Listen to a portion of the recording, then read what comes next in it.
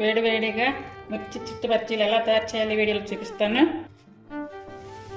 చూసారా ఈ చిట్టి పచ్చిమిర్చి ఇలా కట్ చేసుకోవాలి. ఇలా కట్ చేసుకున్నటువంటి మిర్చి మీద ఇలా లెమన్ పిండుకోవాలి. అలాగే ఇప్పుడు టేస్ట్ సరిపడా సాల్ట్ కూడా వేసుకోవాలి. ఇలా చేయడం వల్ల చాలా టేస్ట్ వస్తుంది. ఇప్పుడు ఈ లెమన్ సాల్ట్ కలిపి కొంచెం పక్కన పెట్టుకోవాలి.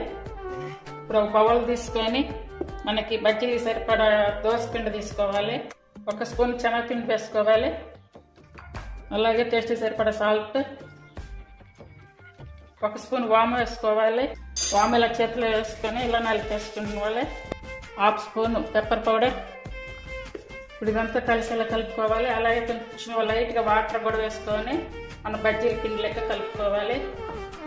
ఇక్కడ నేనైతే సోడా ఉప్పు కూడా వాడట్లేదు. ఇది బాగా కలిసి ఇలా కలపాలి. సాల్ట్ వేసుకునేటప్పుడు మాత్రం చూసుకొని వేసుకోవాలి. అంటే ఆల్రెడీ మిర్చిలో కూడా వేసాము కాబట్టి గమనించుకొని వేసుకోవాలి. చూడండి ఇలా రావాలి పిండి. ఇప్పుడు మనకి ఇలా ఫింగర్ పెట్టి చూస్తే మన వేలుకి అంటుకుంటుంది. చూడండి ఇలా రావాలి. ఇది ఇలా పక్కన పెట్టుకొని స్టవ్ మీద ఆయిల్ పెట్టుకోవాలి.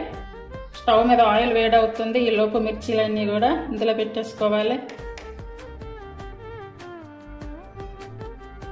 ఇప్పుడు ఇలా పెట్టుకున్నటువంటి బజ్జీలని ఒక్కొక్కటిగా వేసుకోవాలి. ఇంక ఎక్కువ ఆయిల్ కూడా అవసరం లేదు. జస్ట్ కొంచెం వేసుకుంటే సరిపోతుంది. చూసారా చాలా తక్కువ ఆయిల్లో ఎలా వచ్చాయో.